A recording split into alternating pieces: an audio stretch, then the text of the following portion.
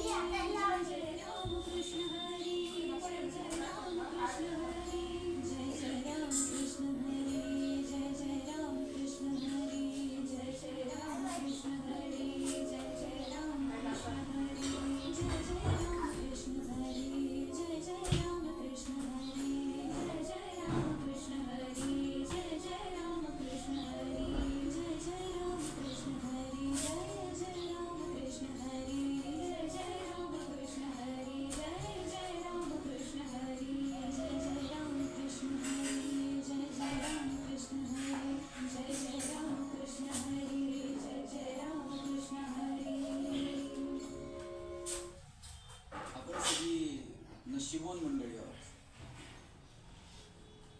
त्या महाराष्ट्राच्या भूमीमध्ये जन्माला आलेल्या सगळ्याच साधू संतांनी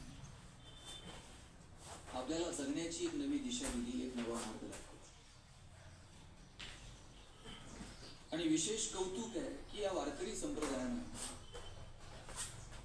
कधीही अंधश्रद्धेला थारा दिलेला नाही. धर्म भोळेपणा मान्य नाही. शास्त्राची साहित्याची चिकित्सा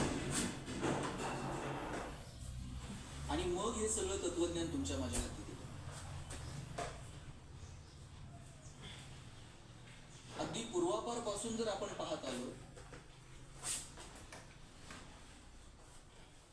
तर आपल्याला जाणवते की सकल संतांनी कर्माला, अभ्यासाला, चिकित्सेला, कष्टाला प्राधान्य दिलेलं आपल्याला पाहायला मिळतं. एक प्राचीन कथा आहे अष्टवक्राच्या संदर्भात.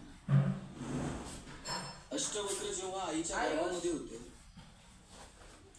तेव्हा त्यांचे वडील वेदाचं पठण करत होते. आणि गर्भातून आवाज आला की तुम्ही हे फक्त पाठांतर करून काय सांगता, बंद करा हे फक्त पाठांतर.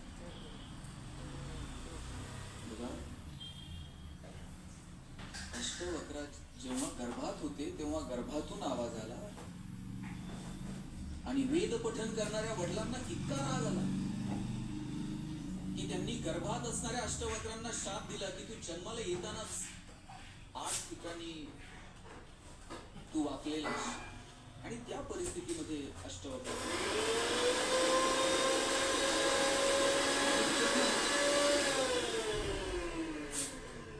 जेव्हा वडील एका त्या राजाच्या दरबारामध्ये त्या चर्चेमध्ये सहभागी होते, शास्त्रार्थामध्ये सहभागी होते आणि अष्टवक्राच्या कानावरती बातमी गेली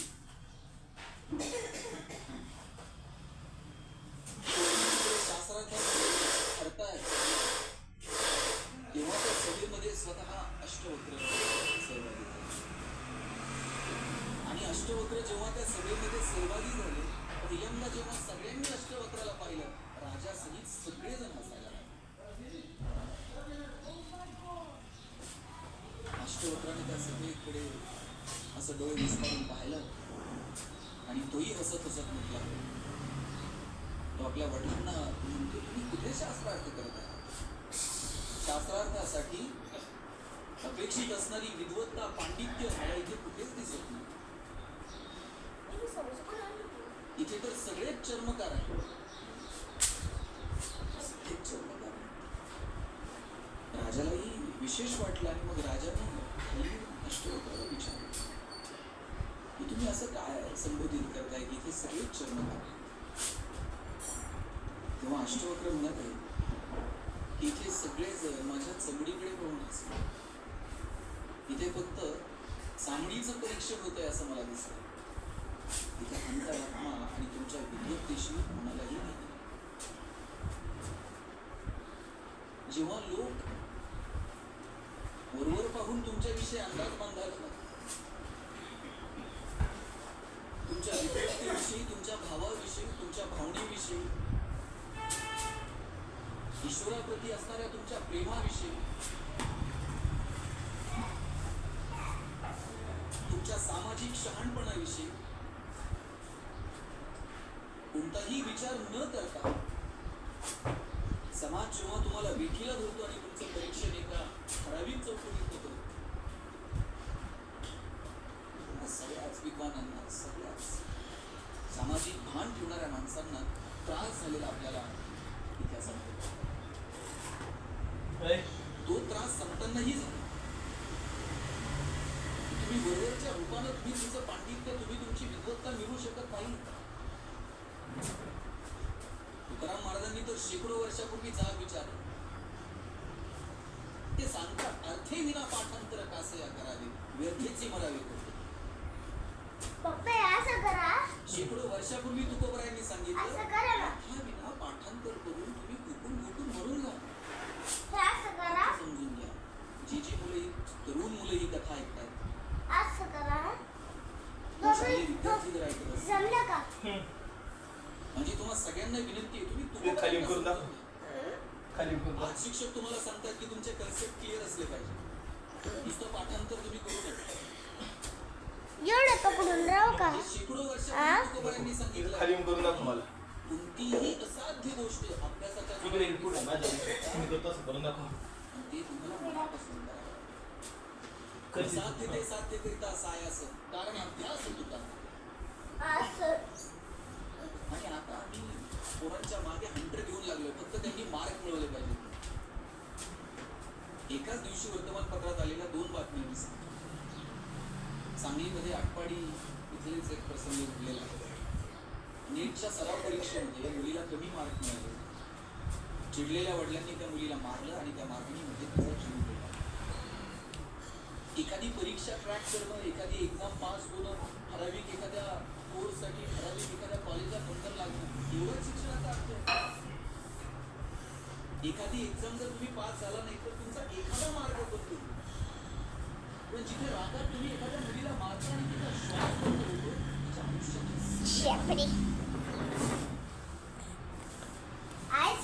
आयुष्यात घेऊन या पोरांना या रेसमध्ये कधी आम्ही आई वडील किंवा तुला नेमकं काय करतो, जमेच्या बाजू कोणत्या, तुझी बलस्थानं कोणती आहेत, आजूबाजूच्या संधी कोणत्या, त्याचं तारतम्य ठेवून आम्ही कधी त्यांच्या करिअरचा विचार केला. आणि दुसरी त्याच दिवशी वर्तमानपत्रात आली नागपूरमध्ये कदाचित ते आपल्या मुलीला सांगू शकले असते बाकीचं इकडे तिकडे काही नादी लागलं सर हॉस्पिटल आहे सर का थोडं तुझं करिअर पण मुलीला बुद्धिबळाची त्यांनी तिच्यासाठी